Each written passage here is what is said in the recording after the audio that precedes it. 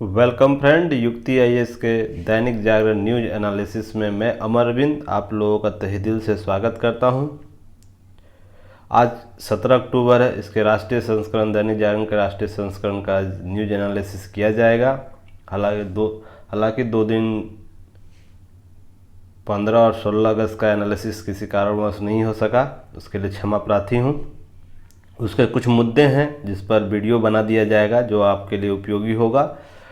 उसके अतिरिक्त जो भी आज है देखते हैं आज के न्यूज़ में परीक्षा उपयोगी आपके लिए क्या क्या इम्पोर्टेंट टॉपिक है जो पीटी, मेंस और इंटरव्यू के दृष्टि से बहुत ही महत्वपूर्ण है। उसके संदर्भ में आगे बढ़ते हैं। उससे पहले देख लेते हैं आप लोग जो अभी हमसे जुड़ रहे हैं, अभी हमारे नए स्टूडेंट बन रहे हैं, नए व्यूअर बन रहे हैं, सबसे पहले चैनल को सब्सक्राइब कर ले, साथ ही साथ बेल आइकन को भी दबाएं ताकि सारे नोटिफिकेशन आप तक जल्द से जल्द पहुंचे। और जो हमारे पुराने मित्र हैं, पुराने स्टूडेंट, पुराने शुभचिंतक हैं, वो चैनल को शेयर कीजिए ताकि और भी लोग हमसे जुड़ सके। और जो हमारा प्रयास है दैनिक जागरण के न्यूज एनालिसिस, पीटी, मेंस और इंटरव्यू फॉर्मेट को एक साथ लाने के लिए वो सफल हो सके, ताकि बहुत से भ्रम आप लोगों के मन में भ्रम होता है उसको दूर किया जा सके। साथ ही बहुत से फॉर्मेट चलाए जा रहे हैं टॉप 10 सीरीज़ का, टॉप 10 करेंट अफेयर सीरीज़ का, वो भी लोगों तक पहुँचे क्योंकि उसमें बहुत से चीज़ों को शामिल किया जाता है। बहुत से प्रोग्राम चलाए जा रहे हैं, तो हमारा सहयोग करिए और चैनल को और विकसित करने में आप लोग हमारा सहयोग बनाए रखें। चलिए आज देखते हैं आपके दैनिक जागरण राष्ट्रीय संस्करण में आपके परीक्षा उपयोगी कौन सी चीज़ों को शामिल किया गया है। पिछले 2 दिन का घटना चक्र 15-16 घटना चक्र बहुत ही अंतर्राष्ट्रीय रूप से चर्चा में रहा है। उसी के संदर्भ में आज 17 को भी उसी संदर्भ में आज का न्यूज़ आपको देखने को मिलेगा। तो देखते हैं पहला न्यूज़ क्या आपके संदर्भ में परीक्षा उपयोगी है। तो परीक्षा उपयोगी इसमें आपको काबुल हवाई अड्डे में मचा कोहराम। तो देख रहे होंगे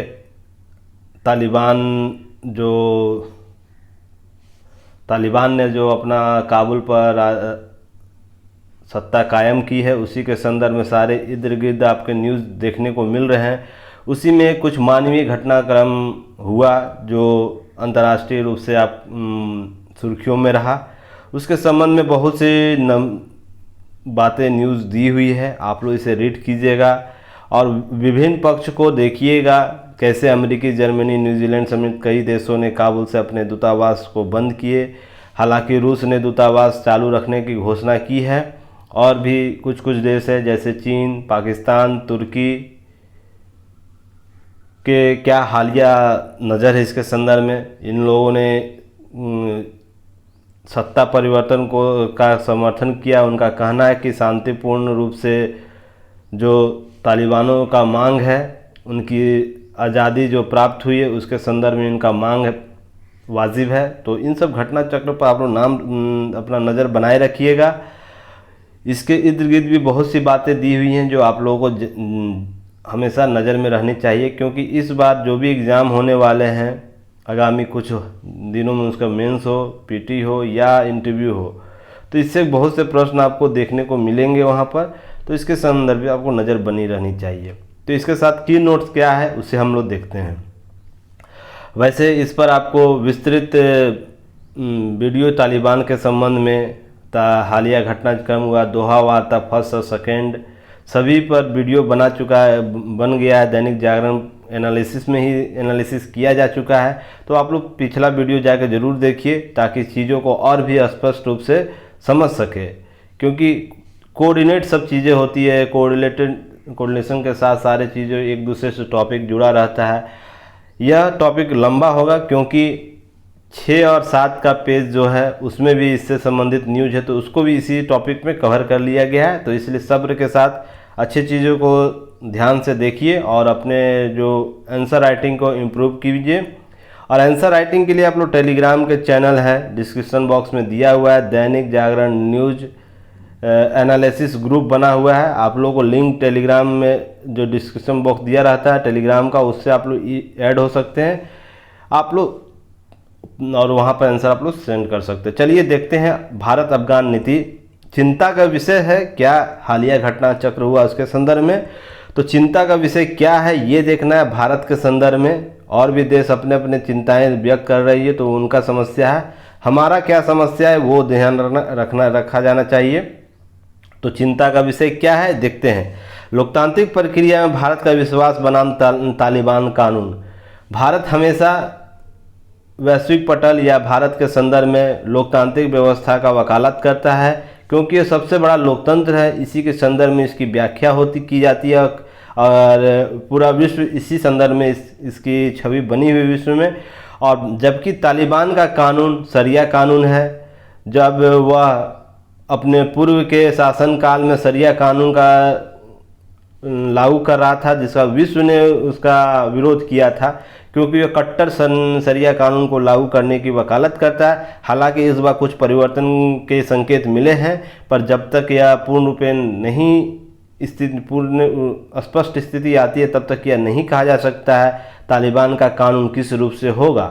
तो ये महत्वपूर्ण एक चिंता का विषय है कि किस रूप से दोनों के संबंध स्थापित होंगे, तो इसके संदर्भ में चिंता का विषय। दूसरा, अफगानिस्तान में भारत के द्वारा किए जा रहे विकासवादी कार्यक्रम, जितने भी विकासवादी कार्यक्रम हो, संसद निर्माण हो, इंफ्रास्ट्रक्चर हो, पुल पुलिया, शिक्षण अध्यापन के संस्थान हो, तो इसके संदर्भ में जितने भी विकासवादी कार्यक्रम किए जा रहे हैं भारत के द्वारा, उस पर एक प्रश्न चिन्ह खड़ा हो गया है।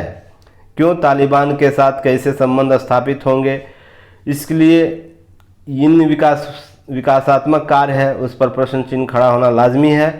इस विकासात्मक कार्य का जो भी लिस्ट है, किस किस रूप में कार्य भारत ने कितने रुपए इन्वेस्ट किस क्षेत्र में किया है, किस किस कार्यों में भारत का कार्य अभी किया जा रहा है, तो संदर्भित बातें हैं डीएनए के न्यूज एनालिसिस से। आप लास्ट वीडियो देखिए, उसमें दिया हुआ है सारे विकासवादी कार्यक्रम तालिबान के क्या हैं। तो देखिए पहले के ही न्यूज को अभी हाल में आपको घटित हो रहा है तो उसके प्रभाव देखने को मिले। इसलिए मैं बोलता हूं कि आप लोगों को दैनिक न्यूज एनालिसिस जो किया जा रहा है वो आपका समग्र अध्ययन है, कंप्लीट पैकेज है, PT plus mains plus interview का, क्योंकि इससे बाहर आपको कुछ नहीं होने वाला है। जो भी टॉपिक दिए जाएंगे, कवर किए जाएंगे, वो आपके लिए इनफ होगा। इसलिए आप लोग ध्यान से देखिए, क्योंकि सभी एक दूसरे से जुड़े हुए हैं। नेक्स्ट है लोकतांत्रिक व्यवस्था में सहायक रूप से भारत की भूमिका अरशद गनी सरकार में। जो अरशद गनी सरकार, अरशद जी अभी ओमान में हैं, हालांकि उसमें जो लोकतांत्रिक व्यवस्था में सहायकी की भूमिका अदा कर रहा था भारत, लोकतंत्र अमेरिका, भारत और अफगानिस्तान, अमेरिका, इंडिया और अफगानिस्तान जो लोकतांत्रिक व्यवस्था की वकालत कर रहा था, उस पर भी प्रश्न चिन्ह खड़ा हो गया। क्या अब क्या होगा लोकतांत्रिक व्यवस्था का स्वरूप, किस रूप से वो आगे बढ़ेगा, इसके संदर्भ में यह चीज़ें समाप्त हो रही हैं धीरे धीरे, क्योंकि तालिबान जो सत्ता भी आई है उसने शरिया कानून के संदर्भ अपनी इच्छा व्यक्त की है। तो इसके संदर्भ में लोकतांत्रिक व्यवस्था का क्या अस्तित्व रहेगा, इसकी चिंता है। भारतीय निवासियों की सुरक्षा, आप ये देख रहे होंगे यहाँ न्यूज़ में भी एयरलिफ्ट की व्यवस्था की गई है। हालांकि न्यूज़ में लगभग 299 का एयरलिफ्ट की सूचना मिली थी, और भी आगे वेटिंग मोड में रखा गया है विमानों को, क्या वहाँ से एयरलिफ्ट किया जाएगा।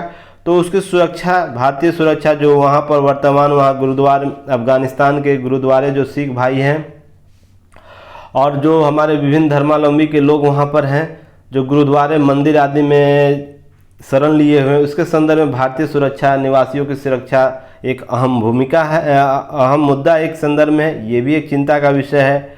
नेक्स्ट है पाकिस्तान के विकल्प के रूप में अफगानिस्तान की भावी रणनीति। भारत अफगानिस्तान का उपयोग या अफगानिस्तान के साथ नीति जो था उस परस्पर पाकिस्तान के एक विकल्प के रूप में ही रहा था हालिया कुछ सालों में। तो अब क्या रणनीति रहेगी भारत सरकार की, इसको देखना बहुत ही है महत्वपूर्ण और ये चिंता का विषय है। अगर अफगानिस्तान तालिबान आधारित जो सत्ता आई है, अगर वो बायकॉट करता है भारत की रणनीति को, हालांकि यह संकेत वहाँ के जो तालिबान का प्रवक्ता है उनके द्वारा ये दिया गया कि हम संबंध बनाएंगे और बेहतर जैसे अफगानिस्तान के साथ पूर्व संबंध था वर्तमान में वैसे संबंध बनाने की कोशिश की जाएगी। भारत इसका पहल किस रूप से करता है ये देखने की ज़रूरत है।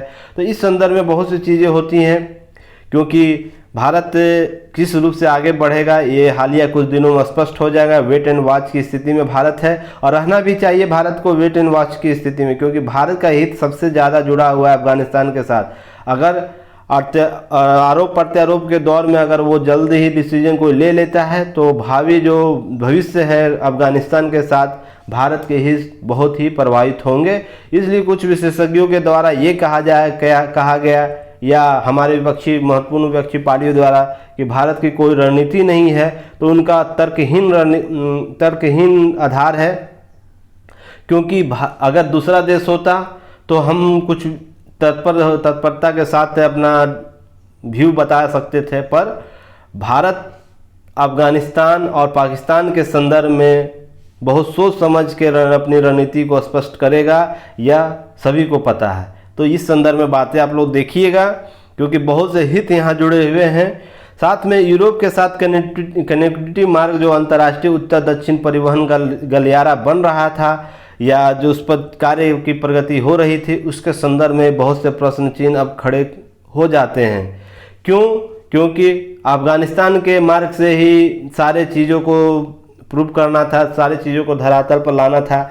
यह अंतर्राष्ट्रीय जो उत्तर दक्षिण कॉरिडोर था, इसका मैप आप लोग जरूर देखिएगा। ये परीक्षा उपयोगी बहुत ही PT plus mains plus interview के लिए महत्वपूर्ण हो जाता है, क्योंकि अगर तालिबान इसमें सहयोग नहीं करता है तो भारत को क्या विकल्प अपनाना पड़ेगा, इस पर भी एक प्रश्न चिंता व्यक्त की जा रही है। हालांकि इसके संदर्भ में क्या स्थिति होगी कुछ दिनों में स्पष्ट हो जाएगा।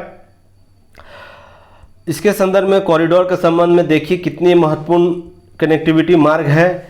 इसके संदर्भ में INSCT इसका नाम दिया गया है। तो इसके संदर्भ में आप लोग जरूर सर्च कीजिएगा, इसे अच्छे तरीके से समझ लीजिएगा, क्योंकि यह बहुत ही महत्वपूर्ण है। इसके संदर्भ में देखने की ज़रूरत है।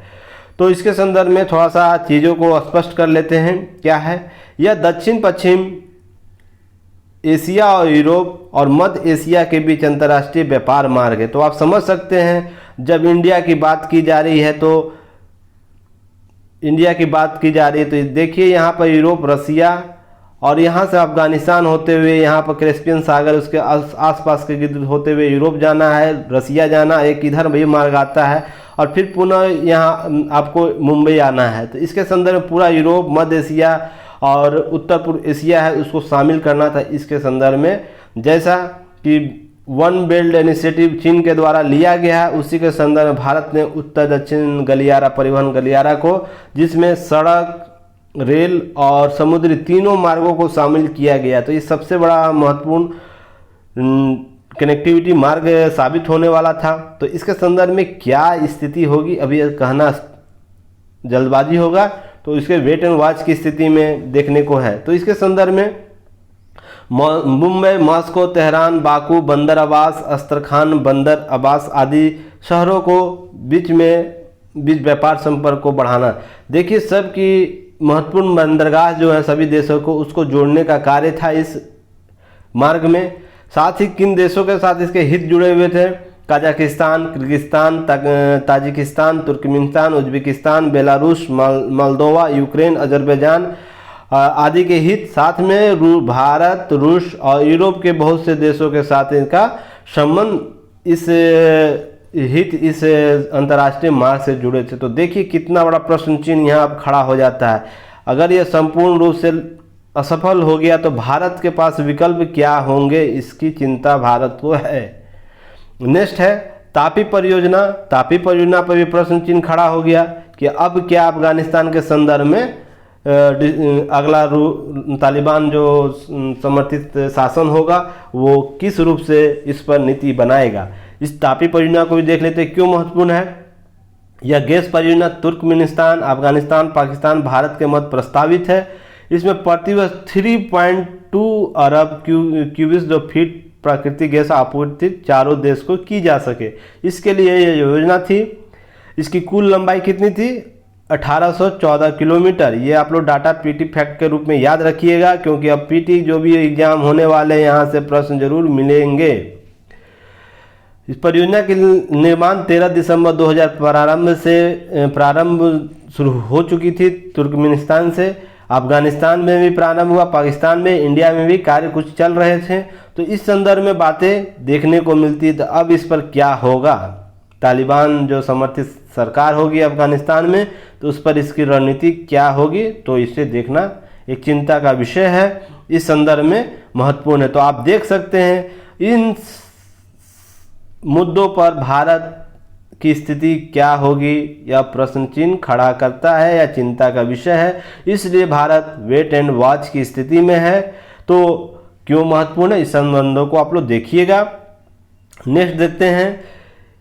नेक्स्ट है आपको तालिबान के संदर्भ में कुछ बातें हैं। हालांकि पिछले दैनिक जागरण न्यूज एनालिसिस जो किया गया उसके संदर्भ में तालिबान और उससे संबंधित चीज़ें हैं, अफगानिस्तान संबंधित चीज़ें हैं, दोहा वार्ता क्या है, दोहा वार्ता फर्स्ट सेकेंड इत्यादि सभी पर चर्चा की जा चुकी है। तो आप लोग वहाँ जाके देखिए, बार बार एक ही चीज़ को रिपीट करना उचित नहीं है। और इसके संदर्भ में कुछ जो वहाँ नहीं शामिल हुआ उसे यहाँ पर शामिल कर लिया जा रहा है। तो आप लोग देखिए क्या है। तालिबान का संस्थापक कौन था, मोहम्मद उमर। 94 से 2013 तक इसने इस तालिबान का नेतृत्व किया। सह संस्थापक कौन था, अब्दुल गनी बरादर सह संस्थापक थे। नेक्स्ट है हिबतुल्ला अंजुरजादा जो वर्तमान में 2016 के बाद इसके मुखिया हैं। तो संदर्भ में चीज़ें देखने को मिल रही है। इस्लामी शरिया कानून व्याख्या कठोर परिवर्तन के लिए तालिबान अंतर्राष्ट्रीय स्तर पर निंदा झेल चुका है, जो पूर्व में आया था 2001 से पूर्व जो इसके शासन था 1996 के बाद से। तो इसमें क्रूर शरिया कानून को लागू किया था। कई अफगानों के साथ क्रूरता के व्यवहार किए थे। तो इसलिए यह चित्र आपको देखने को मिल रहा है। जो अफगानी हैं उनको पता है, या जो इस चीज़ को झेल चुके हैं तो उनको ये पता है कि अगर ये सत्ता में आते हैं, अगर शरिया कानून उसी रूप में लागू होती है तो अफगानी लोगों के साथ उनके साथ क्या व्यवहार होगा। इसलिए आपको हवाई जहाज़ क्राफ्ट पर चढ़े हुए लोग नज़र आ रहे हैं, इसके पीछे दौड़ते हुए हजारों लोग नज़र आ रहे हैं। ऐसे ही नहीं अफगानी लोग बाहर भाग रहे हैं, अपनी जान माल सब छोड़कर, सारी संपत्ति को अफगानिस्तान में छोड़कर भाग रहे हैं। इसका कारण इस्लामी शरिया कानून का क्रूर रूप होना पिछले जो अफगानी शासन हुआ था उसके संदर्भ में ही देखने को मिल रहा है। हालांकि इस बार तालिबान के जो मुख्य प्रवक्ता हैं उन्होंने घोषणा पहले ही बताया है कि इसमें स्वतंत्रता, महिला आज़ादी के अनुरूप मानवाधिकार सभी को लागू किया जाएगा। हालांकि शरिया के कुछ कानून जरूर लागू रहेंगे। तो इसके संदर्भ में अस्पष्टता की स्थिति भी है, इसलिए यह भागदौड़ का माहौल बना हुआ है। नेक्स्ट है तालिबान की विचारधारा देवबंद कट्टरवाद पर आधारित है। तो आप लोग एग्जाम पीटी व्यू से, मेंस के व्यू से और इंटरव्यू के व्यू से देवबंद विचारधारा क्या है, तो सबसे पहले ये तो आप लोग देख लीजिएगा, इसके संदर्भ में बातें जरूर पूछी जाएगी। तो तालिबान की विचारधारा किस रूप से देवबंद कट्टरवाद पर आधारित शरिया इस्लामिक कानून एक उग्रवादी इस्लामवाद के संयोजक के रूप में वर्णित किया गया था। यानी 1996 की बात हो रही है, 2001 के बाद जो सत्ता आई थी उसी को देखते हुए उसकी व्याख्या की गई है। तो यह इस रूप से है। संयुक्त राष्ट्र परिषद की बैठक हाल ही में हुआ, संयुक्त राष्ट्र सुरक्षा परिषद की बैठक पिछले 2 हफ्ते में जो 15 दिन का दिन बीता उसमें अफगानिस्तान के मुद्दे पर ही केवल 2 बार बैठक हो गई। तो समझ लीजिए कितनी बड़ी ज्वलंत मुद्दा है और अब ये किसी से छिपा हुआ नहीं है। अगर एक कोई व्यवस्था चलती है उसे उखाड़ कर फेंक दिया जाता है तो यह इस संदर्भ में बहुत ही महत्वपूर्ण हो जाती है। इसके साथ ही और भी चीज़ें आगे स्पष्ट होंगी, उसे देखते हैं। अफगानिस्तान में तालिबान के कब्जे से पैदा हुए हालात पर आपात बैठक की गई, जिससे पिछले हफ्ते में सुरक्षा परिषद की दूसरी बैठक है, जिसे मैंने बताया अभी। नेक्स्ट है संयुक्त राष्ट्र महासचिव एंटोनियो गुटेरेस ने क्या अपील की है, इसको देखना बहुत ज़रूरी है। तालिबान से अपील की है लोगों के जीवन की रक्षा के लिए संयम बरतें, मानवीय जरूरतों को पूरा करने सुनिश्चित करें। तो तालिबान को संयम बरतने की अपील की गई है। तो संयम किस रूप का होगा यह भी देखने का एक विषय होगा। नेक्स्ट है, सभी देशों से शरणार्थी स्वीकार करने की अपील की गई है। जो भी अफगानिस्तान के शरणार्थी होंगे वो जो आज जहाँ भी वो जाएं उस देश को स्वीकार करने के लिए संयुक्त राष्ट्र महासचिव ने अपील की है। तो इसके संदर्भ में आपको कुछ शरणार्थियों के संबंधी जो संधि है, प्रोटोकॉल है, उसको आपको देखने की जरूरत है। उसके लिए शरणार्थी के दर्जे संबंधी यूनाइटेड नेशन 1951 का सम्मेलन आप लोगों को जरूर पता होना चाहिए। साथ ही 1967 का 1967 का प्रोटोकॉल अर्थात relating to the status of refugee के संबंध में स्टेटस क्या है उसके संदर्भ में और इससे संबंधित संगठन जो है उसको आपको ध्यान में रखने की जरूरत है, क्योंकि आगामी परीक्षाओं में यहाँ से प्रश्न जरूर पूछे जाएंगे। मानवाधिकार की सुरक्षा की अपील की है संयुक्त राष्ट्र महासचिव। तो मानवाधिकार की सुरक्षा किस रूप से अफगानी सरकार, वर्तमान के तालिबान समर्थित अफगान सरकार करेगी, तो ये भी एक देखने का मुद्दा है। यहाँ पर कुछ नोट है, कुछ आप लोगों को ध्यान में रखनी चाहिए। क्या संयुक्त राष्ट्र में अफगानिस्तान के राजदूत और अस्थायी प्रतिनिधि गुलाम एस इसाक जई ने कहा, क्या कहा, ये इनका महत्वपूर्ण है।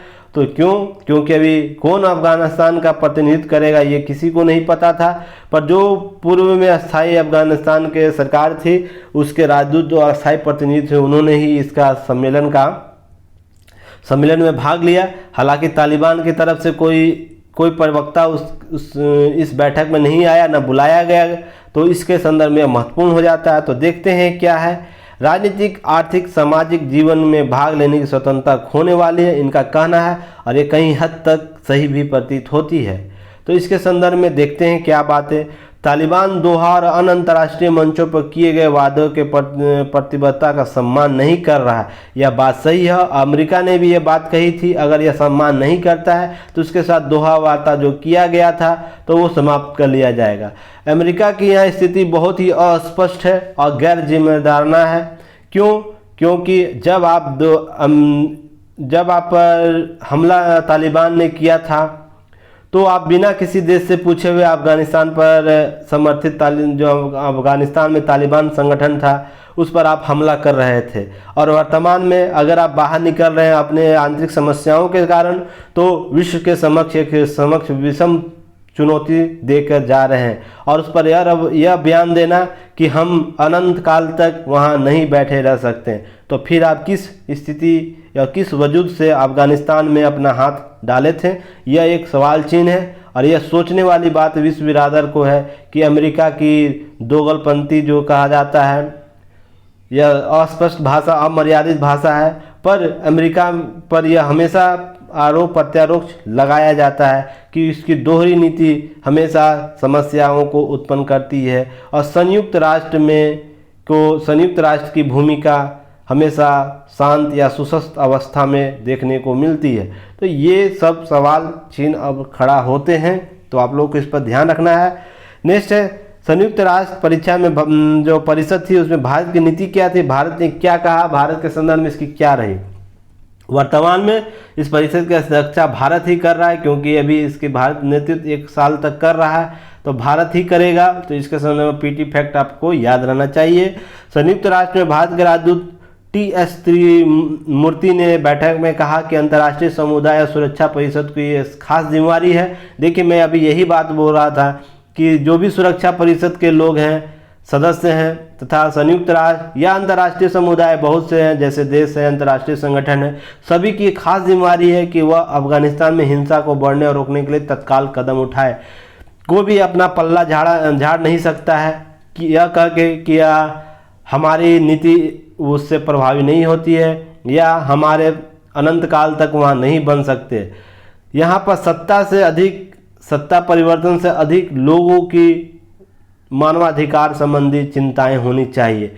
वहाँ के लोग जो भाग रहे हैं, हवाई जहाज़ से गिर के मर रहे हैं, बॉल फांद रहे हैं, और जिसमें सैनिकों द्वारा बंदूक किया गया, जिसमें कई लोगों की जानें चली गई, अनियंत्रित व्यवस्था है, उसके संदर्भ में एक मत राय होना चाहिए सभी राष्ट्रों के बीच। बाद में सत्ता परिवर्तन के संबंध में संबंध स्थापित करते रहिए, पर अभी हालिया जो हालात हैं उसमें मानव अधिकार सबसे प्रभावी है। तो भारत इसी संदर्भ में इंगित करता है। नेक्स्ट है, आतंकवाद के सभी रूप समाप्त करने के लिए कदम उठाना होगा, भारत का यह कहना है। अब किसी रूप से अब हद हो गई हर चीज़ की कि आप सत्ता परिवर्तन के नाम पर खून खराबे कीजिए और बोलिए कि शांतिपूर्ण से सत्ता हस्तांतरित हुआ है। कहने का अर्थ यह है कि हाथ में बंदूक लेकर सत्ता आप स्थापित करते हैं, कत्लेआम करते हैं, और यह आतंकवाद की श्रेणी में भी नहीं आता है। और तुलना आप भारत के आज़ादी से कर देते हैं कि भारत की आज़ादी की तुलना के रूप में अफ़गानिस्तान में तालिबान अपना आज़ादी प्राप्त किया है। तो यह आसमान और ज़मीन का भारत की आज़ादी और तालिबान की आज़ादी जो प्रवृत्ति जो बोला जा रहा है, उसकी तुलना की जा रही है, उसमें आसमान ज़मीन का अंतर देखने को मिलता है। यहाँ बंदूकधारी, मिसाइलधारी, टैंकधारी सभी लोग इस युद्ध में कट्टरवादी प्रवृत्ति के रूप में सत्ता परिवर्तन लाए हैं। आप कितना भी बोल लें कि हम शांति के साथ स्थापित किए, यहाँ पर हजारों लोगों की हत्याओं का आपको दंश झेलना पड़ रहा है, विस्थापित हो रहा है, पर भारत में एक राजनीतिक प्रक्रिया, एक शांति प्रक्रिया के साथ सत्ता परिवर्तन हुआ था। तो इसके संदर्भ में दोनों की तुलना करना अतिशयोक्ति से परे है। तो इसके संदर्भ में आप लोगों को ध्यान रखनी चाहिए। कभी भी एक राजनीतिक व्यू आप लोगों को नहीं बनाए, क्योंकि आप सिविल सर्वेंट स्टूडेंट हैं, तो आप लोगों का संतुलित और जो व्यवहारिक मान्यताएं हैं उसके संदर्भ में ही आपका आंसर राइटिंग होना चाहिए।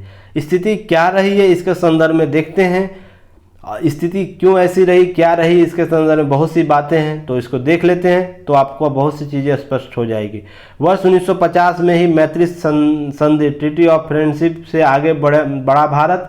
हालांकि 1996 से 2000 के बीच तालिबान शासन के दौरान भारत के संबंध प्रभावी नहीं रहे। इसके संदर्भ में भी चर्चा पिछले वीडियो में किया जा चुका, दैनिक जागरण न्यूज एनालिसिस में, आप लोग वहाँ जाकर देख सकते हैं।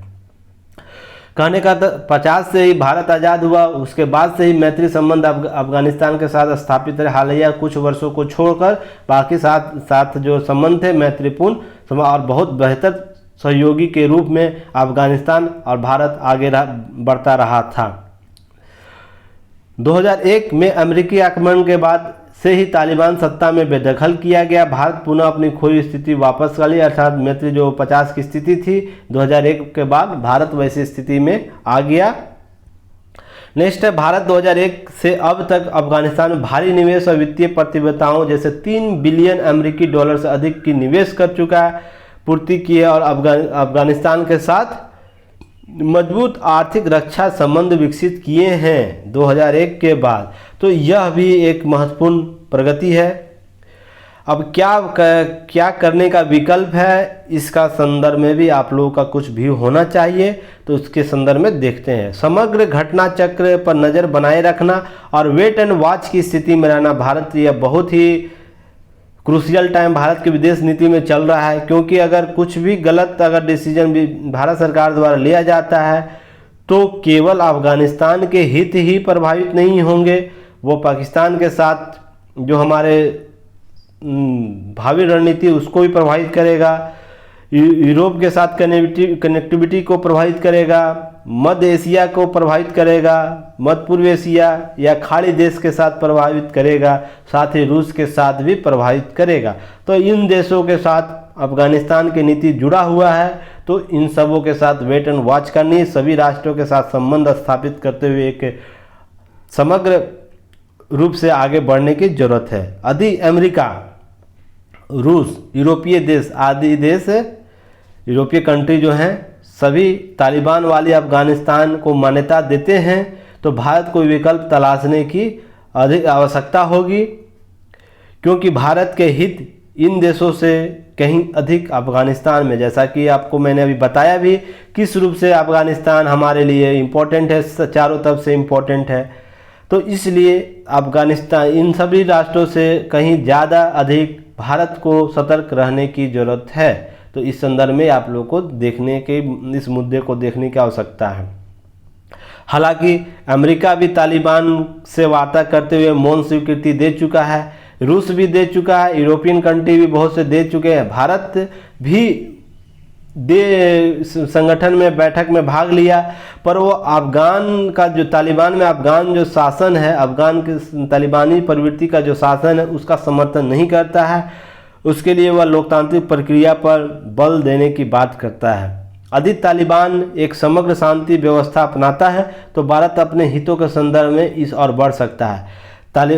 कुछ दिनों के बाद या कुछ वर्षों में तालिबान एक समग्र शांति व्यवस्था कायम कर लेता है तो भारत निस्संदेह भारत को अपने अफगानी हित के संदर्भ में आगे बढ़ा जा सकता है या बढ़ने की कवायद शुरू करनी चाहिए।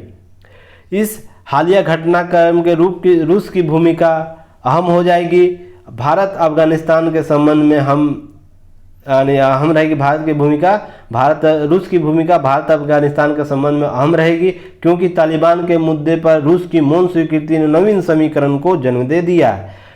रूस ने अपने दूतावास वहां का अभी तक कायम रखी है, साथ ही तालिबान को उसने मौन स्वीकृति भी दी है।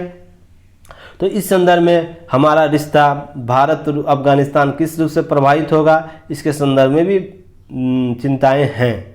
नेक्स्ट है चीन, पाकिस्तान और तुर्की द्वारा वर्तमान त्रिगुट जो बनाया हुआ है विश्व में, और वो किसी भी मुद्दे पर जो विपरीत व्यवस्था है उस पर यह समर्थन करता है, ये तीनों गुट। तो उसके संदर्भ में तालिबान आधिपत्य को स्वीकृति देना पुनः भारत के सामने वैदेशिक नीति के रास्ते के संदर्भ में एक नवीन रास्ते खोजने के संदर्भ में आवश्यकता है। अर्थात नवीन रास्ते जो होंगे वो क्या होंगे, इसको भी एक आगे की रणनीति तय करने भारत को यह रणनीति तय करनी होगी कि इस जो त्रिगुट है ये चीन, पाकिस्तान और तुर्की का, उसके रूप में वह किस रूप से अप्रभावी करता है अफगानिस्तान के संदर्भ में। नेक्स्ट है इसका मेंस मॉडल प्रश्न आप लोग देखिए, और जो भी इसका प्रैक्टिस आप लोग कर रहे हैं, आप लोग टेलीग्राम के चैनल युक्ति आईएएस का बना हुआ है, Dainik Jagran news analysis, description box में लिंक दिया हुआ, आप लोग वहाँ क्लिक कीजिए, ऐड हुई अपना आंसर को वहाँ भेजिए, वहाँ चेक किया जाएगा। चलिए इस पर मेंस मॉडल प्रश्न क्या है। अफगानिस्तान घटना के वैश्विक साझेदारी में नवीन रूप दे रहा है, रणनीतिक तौर पर भावनाओं का परिचय रहा है। तो इस संदर्भ में युक्ति की विवेचना कीजिए। कहने का अर्थ यह है क्या यह हालिया घटना जो है वैश्विक साझेदारी का नवीन रूप दे रहा है तथा रणनीतिक तौर पर विभिन्न जो भावनाएं हैं उसको परिचय भी दिया है। अर्थात किस रूप से राष्ट्र का परिवर्तन, किसी राष्ट्र की नीतियां परिवर्तित हो जाती हैं, उसके संदर्भ में यह बहुत ही अफगानिस्तान का हालिया घटना इंगित करता है। तो इसके संदर्भ में युक्तियुक्त विवेचना करें। पीटी मॉडल प्रश्न क्या है। तापी योजना किन देशों के बीच है। तापी परियोजना भारत में कौन सा बंदरगाह शामिल है। शरणार्थियों के अंतर्राष्ट्रीय शांति कब लागू किया गया। इसके संदर्भ में पीटी फैक्ट है। यह लंबा टॉपिक हुआ क्योंकि यह 3 पेज का जो न्यूज़ था उसको कवर किया गया, इसलिए चलिए अब नेक्स्ट न्यूज़ देखते हैं। कुछ न्यूज़ पर आपको नज़र रखनी है, बाकी सभी चीज़ें आप लोगों को आगे देखने को मिलेगी। पेगासस जो मामला था उसके संदर्भ में सुप्रीम कोर्ट ने याचिका जो थी विशेषज्ञ कमेटी को भेजी है, साथ ही जो याचिका दायर की थी उसे खारिज कर दिया गया। जैसे जूम करके मैं यहाँ दिखा दूँ आप लोगों को, नकार दिया है। और जो जस्टिस ए.वी. रमना है उनकी अध्यक्षता में 3 सदस्यीय बैठक हुई थी, उसके संबंध में यह निर्णय भी लिया गया और बहुत सी चीज़ें न्यूज़ में देखने को मिलेगी। हालांकि इसके संदर्भ में video Dainik Jagran news analysis तथा टॉप 10 जो करंट अफेयर का सीरीज है उसमें पेगासस न्यूज़ के मामले में बहुत विस्तृत ही चर्चा कर दिया गया, आप लोग वहां जाके देख सकते हैं। चलिए कुछ की पॉइंट है उसे देख लेते हैं क्या है। पेगासस स्पाईवेयर क्या है। यह पेगासस एक स्पाईवेयर सॉफ्टवेयर है जिसे इजरायली साइबर सुरक्षा कंपनी NSO द्वारा जारी किया गया है, विकसित किया गया। और यह किस श्रेणी का है, तो यह मलेशियन श्रेणी का स्पाईवेयर है या मेलवेयर जिसे बोला जाता है। तो यह कहाँ मलेशियन रूप का है। तो और ये कंपनी किस कंपनी ने इसे विकसित किया है, इसे इजराइल की सुरक्षा कंपनी ने इसे विकसित किया है। एक ऐसा सॉफ्टवेयर प्रोग्राम है जो उपयोगकर्ता को मोबाइल और कंप्यूटर में गोपनीय और व्यक्तिगत जानकारियों को चोरी करता है, उसे नुकसान पहुंचाता है। नए संस्करण में लिंक की भी आवश्यकता नहीं होती। सबसे खतरनाक अगर इसकी बात की जाए तो यही है, लिंक की भी आवश्यकता नहीं होती। यह सिर्फ वीडियो कॉल के द्वारा भी इंस्टॉल हो जाता है। तो आप लोगों को सतर्क रहने की ज़रूरत है इस संदर्भ में। अगर यह मामला आया है तो इस संदर्भ में अगर इस प्रकार का कोई आता है तो आप लोग सतर्क रहिएगा। पेगासस स्पाई इंस्टॉल होने के बाद पेगासस ऑपरेटर फ़ोन की जुड़ी सारी जानकारियाँ प्राप्त कर लेते हैं। तो व्यक्ति का जो डाटा सुरक्षा है वो भी इस संदर्भ में आपको देखने को मिलेगा। यह software blackberry, Android, IOC, iPhone, Symbian आधारित उपकरणों को प्रभावित करता है। तो ये सारे प्लेटफॉर्म जो वर्तमान में मोबाइल ऑपरेटिंग सिस्टम है उस पर सभी पर यह कार्य करता है। स्पाईवेयर एक प्रकार का मेलवेयर है जो डिजिटल डिवाइस जैसे कंप्यूटर, मोबाइल, टैबलेट आदि गुप्त जानकारी। मेलवेयर कहने का मतलब वायरस, इसको कहिए कंप्यूटर वायरस है। यह है एक प्रकार का कंप्यूटर वायरस है। इसके संदर्भ में सभी पर निजी जानकारी चुराता है। साथ ही यह Gmail account, bank details, social media से लेकर टेक्स्ट मैसेज जैसी गतिविधियों पर नज़र रखता है। ये वहाँ डाटा चोरी करने में अपने ऑपरेटरों तक पहुँचाता है। इसके संदर्भ में यह इम्पोर्टेंट है। तो इसके संदर्भ में वीडियो बनाया जा चुका है, इसलिए इस पर विस्तृत चर्चा नहीं की जा रही है, क्योंकि एक ही चीज़ को बार बार रिपीट करना उचित नहीं लगता है। तो आप वीडियो जाके देख लीजिए, वहाँ से चीज़ों को समझिए। इसके संदर्भ में जो विशेषज्ञ कमेटी रिपोर्ट देगी उसके बाद इस पर विस्तृत टॉपिक पर आपको चर्चा की जाएगी। चलिए नेक्स्ट देखते हैं क्या नेक्स्ट आपको है। आपको इस न्यूज़ को जरूर पढ़ना चाहिए। और जनसंख्या नियंत्रण के संबंध में यूपी ने नियम कानून बनाए हैं, उसके संदर्भ में क्या है, क्या प्रावधान किए गए हैं, आपको इसके संदर्भ में जानकारी होनी चाहिए, क्योंकि आपको यहाँ से और यह विस्तृत जानकारी दे दी गई है। तो इसलिए इस पर विस्तृत की नोट नहीं बनाया गया है, क्योंकि सभी पॉइंट आपको यहाँ पर कवर कर दिए गए हैं न्यूज़ में। तो आप लोग को यहाँ देख लेना चाहिए कि किस प्रकार से यह नीति लागू की जाएगी। कुछ बातें हैं उसके संदर्भ में आप लोग के यहाँ पर बस इंडिकेट कर दूंगा। जैसे आपको यहाँ पर आप एक सेकेंड, जैसे आपको यहाँ पर कानून क्या है, उत्तर प्रदेश जनसंख्या नियंत्रण स्थिरीकरण और विधेयक कल्याण विधेयक 2021 का प्रारूप दिया गया है। इसके संदर्भ में आप लोग को देखना है। इस कानून प्रारूप के मुख्यमंत्री को सौंप दिया गया है और 2 बच्चों वाले के ग्रीन और 1 बच्चे वाले के गोल्ड कार्ड की सिफारिश की गई है। 2 बच्चों के संतानों मिलने वाली सब्सिडी समेत अनेक योजनाओं के संदर्भ में बातें की गई है। लाभ मिलेगा या नहीं मिलेगा इसके संदर्भ में। ज़्यादा बच्चे वालों को निकाय के चुनाव और नौकरी का आवेदन की प्रतिबंध लगाए। यह ऐसा नहीं है कि केवल यूपी ही ऐसे कर रहा है, इससे पहले बहुत से राज्य जैसे किए जा चुके हैं, जैसे छत्तीसगढ़, हरियाणा इत्यादि राज्य भी इन्होंने ऐसा किया है। तो इसके संदर्भ में है और भी इसके संदर्भ में न्यूज़ है, नीचे इसको देख लेते हैं, उसके बाद आगे बढ़ेंगे। इसी से संदर्भित न्यूज़ है। तो ये आपको देखिए यहाँ पर दिया गया है क्या क्या दिया गया है, आपको यहाँ विस्तृत चर्चा दे दी गई। इससे ज़्यादा अतिरिक्त परीक्षा उपयोगी नहीं चीज़ें पढ़नी है। ज़्यादा अतिरिक्त न्यूज़ जो होता है या एक्स्ट्रा जो अतिरिक्त में आप लोग फंसते हैं, उस सब चीज़ों में नहीं जाना है।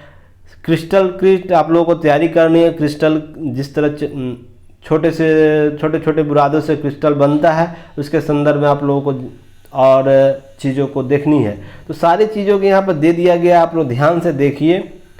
न्यूज़ में आप लोगों को यहाँ पर देखना है, राजस्थान, हरियाणा, आंध्र प्रदेश, महाराष्ट्र, छत्तीसगढ़, उत्तराखंड ही पहले जनसंख्या कानून 2 बच्चों या 2 से अधिक बच्चों जो कानून होता है उसको लागू कर चुका है। कहाँ पर? स्थानीय निकाय चुनावों में रोक लगा चुका है। तो यह जो कहा जा रहा है यूपी में, यह एक यूपी की सरकार आपको जनसंख्या नियंत्रण पर कानून लाकर जो मानवाधिकार है या मौलिक अधिकार है उसका उल्लंघन कर रही है, ऐसा कुछ नहीं है। आप एक सिविल सर्वेंट एस्पिरेंट बनने जा रहे हैं तो आपका जो नज़र होना चाहिए समग्र और संतुलित होना चाहिए। पहले ही बहुत से राज्यों ने इस पर कानून बनाया जा चुका है, क्योंकि भारत में एक और राज्यों के लिए एक जनसंख्या एक बहुत बड़ा समस्या है, क्योंकि जनसंख्या अगर अतिरिक्त होता है तो बहुत से उसके ड्रॉबैक हैं। पॉजिटिव वे भी है पर इसके अधिकतर ड्रॉबैक देखने को मिलते हैं। इसी के लिए बहुत से राज्य इसके लिए कानून बनाता है।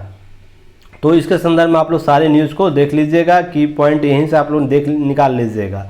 नेक्स्ट है इसके संदर्भ में, बिना शैक्षणिक डिग्री के कुशल मानव संसाधन किसान हैं। इसके संदर्भ में तोमर जी के द्वारा नरेंद्र तोमर जी जो हमारे हैं अभी मंत्री उनके द्वारा ये बात बोली गई है और ये कहीं हद तक बहुत हद तक सही भी है। इसके संदर्भ में एक और न्यूज है, दुनिया के दूसरे सबसे बड़े जीन बैंक का उद्घाटन किया गया है। इसके संबंध में न्यूज़ दिया गया है, आप लोग इसको देख लीजिएगा क्योंकि ये परीक्षा उपयोगी है। नेक्स्ट है, आपको न्यूज नीचे आनी चाहिए, यह बहुत ही कुपोषण के तहत कुपोषण की लड़ाई में निर्णायक साबित होगा फोर्टिफाइड चावल। यह क्या होता है, इसके संदर्भ में आपको अतिरिक्त जो आयरन, फॉलिक एसिड और विटामिन B12 का जो अतिरिक्त पोषण दिया जाता है उसके संदर्भ में उस चावल को फोर्टिफाइड चावल के रूप में जाना जाता है। इसके संदर्भ में बहुत सी बातें यहाँ कर दी गई है, इसलिए की नोट्स नहीं बनाया गया। इतना ही आप लोगों के लिए बहुत इतना ही अधिक हो जाएगा, इतना ही परीक्षा उपयोगी बातें आप लोगों को याद रखी हैं, इससे अतिरिक्त ज़्यादा जानने की जरूरत नहीं है। बस इसमें आप लोगों को ध्यान रखना है कि यह कब से लागू होगा। यह 2024 से सभी राशन प्रणाली जो सिस्टम हमारे यहाँ है, जन कल्याण योजनाओं में फोर्टिफाइड चावल वितरण करने का लक्ष्य रखा गया है। तो लक्ष्य कब तक है, यह 15 राज्यों में पायलट परियोजना चलाई जा रही है, तो वो राज्यों का आप लोगों को ध्यान रखना है। ये कितना प्रतिशत है, ये कितनी यूनिट तक यह लागू किया जाएगा, इससे संबंधित बहुत सी बातें आपको इसमें शामिल की गई। यहाँ से बहुत से न्यूज़ आपको पीटी फैक्ट मिलेंगे, आपको मेंस फैक्ट मिलेंगे, इंटरव्यू फैक्ट मिलेंगे, तो आप लोग यहाँ से देख लीजिएगा। चलिए नेक्स्ट देखते हैं। नेक्स्ट आपको न्यूज़ यहाँ पर है, वीडियो थोड़ा लंबा हो गया क्योंकि तालिबान का बहुत सी चीज़ों को देखना पड़ा। देखिए यही बात मैं बोल रहा था, इस पेज में आपको जो पहला लंबा हो गया वीडियो उसमें इसी बात को यहाँ पे भी न्यूज़ तालिबान के संदर्भ में दिया हुआ है। नेक्स्ट कई देशों के साथ नागरिक काबुल निकाला, इसके संदर्भ में भी बहुत सी बातें आप लोग को यहाँ देख लेनी चाहिए। नेक्स्ट आप लोग को ये आपको जरूर देखनी चाहिए, हालिया जो घटना हो रहा है उसके संदर्भ में बहुत सी चीज़ें यहाँ पर दी गई है, तो उसके संदर्भ में आप लोगों को बातें देख लेनी है। नेक्स्ट है, आपको नीचे आ जाना चाहिए, ये आप लोग को पढ़ना चाहिए। अफगानिस्तान जो आर्टिकल है ब्रह्मा चेलानी द्वारा दिया गया है, तो इनके द्वारा जो लेख लिखा गया है इससे आप लोग जरूर पढ़नी चाहिए। नेक्स्ट आप लोगों को प्रवासी श्रमिक कल्याण के लिए सार्थक प्रयास जो किए गए हैं, इस पर वीडियो भी बनाया गया दैनिक जागरण न्यूज एनालिसिस में, और टॉप 10 में भी इस पर कवर किया गया, तो आप लोग वीडियो जाकर वहाँ देख सकते हैं। इस आर्टिकल को आप लोग पढ़िएगा जरूर। नेक्स्ट है आप लोगों को लास्ट ये टॉपिक आप लोगों को इसके साथ वीडियो समाप्त किया जाएगा। कुछ लंबा हो गया, सब्र बनाए रखिए क्योंकि इससे आपको पीटी, मेंस और इंटरव्यू तीनों फॉर्मेट एक साथ कवर होते हैं, तो कुछ पाने के लिए कुछ होना पड़ता है, तो इसलिए इस पर बहुत से चीज़ों को दी गई है। तेल कंपनियों का दाम क्यों, तेल कंपनियों का कर्ज कितना है, तेल का दाम क्यों बढ़ा, इसके संदर्भ में चर्चा की गई है। और काफ़ी हद तक ये सही भी है कि पूर्व की सरकार द्वारा किए गए कुछ निर्णय आज की सरकार या वर्तमान सरकार उसका भुगतान कर रही है, तो इसके संदर्भ में हालिया जो दाम बढ़ा वो इस संदर्भ में बातें की गई है। इसके संदर्भ में की नोट्स है, उसे देखते हैं। क्या होता है आयरन बॉन्ड, क्या होता है ऑयल बॉन्ड, क्या होता है, इसके संदर्भ में देखते हैं। केंद्र सरकार के पास तेल कंपनियों, उर्वरक कंपनियों, भारतीय खाद्य निगम जैसी संस्थाओं के विभिन्न बॉन्ड जारी करने का अधिकार होता है, तो ये अधिकार केंद्र सरकार के पास होती है, इसी के संदर्भ में बॉन्ड जारी किया जाता है। ऑयल बॉन्ड वो सिक्योरिटी होती है जो सरकार नगद सब्सिडी देने के बदले तेल कंपनियों को दिया जाता है। नगद नहीं दे के एक बॉन्ड दे दिया जाता है कि आप अगर 2000 मान लीजिए 2010 का बॉन्ड है तो आप इसे 2025 तक भुना सकते हैं, उसका ब्याज भी उसमें सम्मिलित होगा। तो ये सब चीज़ों को लेकर और बॉन्ड जारी किया जाता है। वर्तमान रूप से जो सब्सिडी है सरकार से देने से बच जाती है। मान लीजिए वर्तमान सरकार जो भी है उसको सब्सिडी के तौर पर इन कंपनियों को 25,000 करोड़ देना है, तो 25,000 करोड़ देना है, तो इसके लिए वो सरकार अगर रणनीति बनाएगी तो इसे नगद रुपये तरलता के रूप न दे के एक बॉन्ड के रूप में दे देगी और इसके चुकता पूंजी 2040 कर देगी। तो जो भी कंपनियां होगी 2040 में इस बॉन्ड को जब भुनाएगी तो ये 25,000 प्लस इसका ब्याज भी इसमें इंक्लूड कर लिया जाता है, तो फायदे में रहती है कंपनी, इसलिए इस मॉडल को अपनाया जाता है। और सरकार इसे अभी तत्काल जो नगद आपूर्ति होती है कंपनियों को उससे बच जाती है। तो इसके संदर्भ में यह रणनीति सरकार के द्वारा अपनाई जाती है। तो नेक्स्ट है ऑयल बॉन्ड सिक्योरिटी जो नगद सब्सिडी हो गया। नेक्स्ट है ये बॉन्ड अमूमन लंबी अवधि की होती है, जैसा मैंने बताया भी अभी। मान लीजिए 2020 चल रहा है 21 चल रहा है, तो इसके संदर्भ में 2040 तक बॉन्ड जारी किया जा सकता है, 2050 तक। ये लंबी अवधि तो सरकार की इच्छा पर डिपेंड करता है वो बॉन्ड कितने सालों का रखती है। तेल कंपनियों इन पर ब्याज भी चुकाया जाता है, तो इनकी ब्याज भी मिलता है इसके संदर्भ में। यूपीए सरकार ने जो हाल का दाम बढ़ा उसके संदर्भ में देखते हैं। यूपीए सरकार 2005 से 2010 तक तेल कंपनियों को ऑयल बॉन्ड जारी किया था। इसके अर्थात तत्कालीन सरकार को कैश नहीं खर्च करना पड़ा था इस दौरान, तो बॉन्ड के तहत सारे जो भुगतान किए गए थे तो उसका भुगतान अब सरकार को करनी पड़ रही है।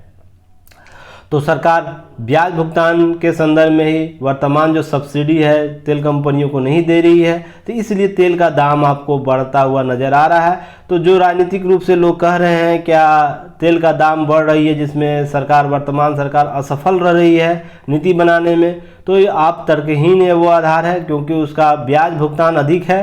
तो इसके संदर्भ में ब्याज और प्लस सब्सिडी दोनों को मिला लिया जाए तो एक बहुत बड़ी रकम हो जाती है। इसके संदर्भ में सरकार इसे संतुलित करने का प्रयास करे, तो उसे देखते हैं किस रूप से है। नोट इसको याद रखना है, आर्थिक मंदी के बाद यूपीए सरकार पेट्रोल और कीमतों को सरकारी नियंत्रण मुक्त कर दिया, यानी डीरेगुलेटिंग कर दिया। इस पर ऑयल बॉन्ड जारी जो होता था जून 2010 को समाप्त हो गया। तो ऑयल बॉन्ड जारी 2005 से लेकर 2010 तक किया गया। तो इसके संदर्भ में 2003 से, तो इसके संदर्भ में आपको 2005 से 2005 से 2010 तक जो जारी किया गया वो जून 2010 में समाप्त हो गया। नेक्स्ट है 15 जून 2017 को डायनामिक फ्यूल प्राइस सिस्टम जो लागू कर दिया गया था। तो रोज सुबह 6 बजे ऑटोमेटिक कल तेल कंपनियों द्वारा रेट को बाजार मूल्य के आधार पर निर्धारित किया जाता है। तो इसके संदर्भ में आप लोगों को याद रखनी है। वर्तमान में देखिए कितनी बड़ी रकम है, 1.31 लाख करोड़ ऑयल बॉन्ड भुगतान करना तेल कंपनियों कब तक, मार्च 2026 तक। तो कितनी बड़ी रकम है तो आप लोग समझ सकते हैं। नेक्स्ट है 2025-26 तक चुकाना है ऑयल बॉन्ड का पैसा, तो किस रूप से है, तो इसके लिए सरकार ने डाटा भी दिया है, तो आप लोग को डाटा देखना है। नेक्स्ट है आपको 2025-26 तक ब्याज भुगतान करना, इसके संदर्भ में बात की। ऑयल बॉन्ड के संदर्भ में मकसद तेल कंपनियों को कीमतों को कम करना था, लेकिन यूपीए सरकार ने इसका तेल भुगतान जो था उसका भार तेल कंपनियों पर डाल दिया। तो इसके संदर्भ में भी बातें देखने को मिलती है। और कितना ऑयल बॉन्ड जारी किया गया, रकम मूल्य क्या, उसको भी आप लोग को याद रखें। वो मैच्योर कब हुआ उसके संदर्भ 2008 में जारी किए गए 22,000 करोड़ रुपये का ऑयल बॉन्ड 10 नवंबर 2023 को मैच्योर हो रहा है। 2006 में जारी किया गया 4,150 करोड़ रुपये का ऑयल बॉन्ड जो 15 दिसंबर 2023 को मैच्योर हो रहा है। और 2007 में जारी किया गया 5,000 करोड़ का ऑयल बॉन्ड जो 12 फरवरी 2021 को मैच्योर हो रहा है। और भी बॉन्ड जो जारी हुए थे उसका भुगतान किया जा चुका है। इसके संदर्भ में मेंस मॉडल प्रश्न आपको क्या होना चाहिए, बाजार में डीजल और पेट्रोल जैसे आवश्यक वस्तुओं का बढ़ता मूल्य सरकार की विभिन्न नीतियों का परिणाम है, तो क्या नीति है इसके संदर्भ में चर्चा करना। इस संदर्भ में रणनीति क्या अपनाने की आवश्यकता है इस पर चर्चा करें। सरकार को ऑयल बॉन्ड के संदर्भ में रणनीति क्या होनी चाहिए, या पेट्रोल डीजल का दाम बढ़े इसके संदर्भ में क्या रणनीति होनी चाहिए, इसमें चर्चा करने की बात की जा रही है। इसका आंसर आप लोग टेलीग्राम चैनल पर सेंड कर सकते हैं। पीटी फैक्ट देख सकते हैं, ऑयल बॉन्ड के तहत कुल कितनी राशि जारी की गई है, ऑयल बॉन्ड के तहत किस वर्ष तक ब्याज भुगतान करनी है, इसके संदर्भ में आपको बताना है। Dynamic fuel price system Bharat में कब लागू किया गया, पीटी फैक्ट ये आप लोगों को यहाँ से आप लोग बता सकते हैं। इसी के साथ आज का वीडियो जो है इतना ही। नेक्स्ट वीडियो तक मैं अमरविंद आप लोगों के साथ विदा लेता हूँ, पर उससे पहले कुछ बातें हैं, आप लोग चैनल को शेयर कीजिए ताकि और भी लोग हमसे जुड़ सके। जो विभिन्न डिस्क्रिप्शन बॉक्स में लिंक दिए रहते हैं सभी को शेयर कर सकते हैं, साथ ही जुड़ सकते हैं, लोगों को जोड़ सकते हैं, टेलीग्राम पर ऐड कर सकते हैं। तो हम लोग का कोऑपरेट कीजिए, हम लोग आगे बढ़ें इसके साथ ही। तब तक के लिए मैं अमरविंद आप लोगों से विदा लेता हूँ। धन्यवाद, जय हिंद।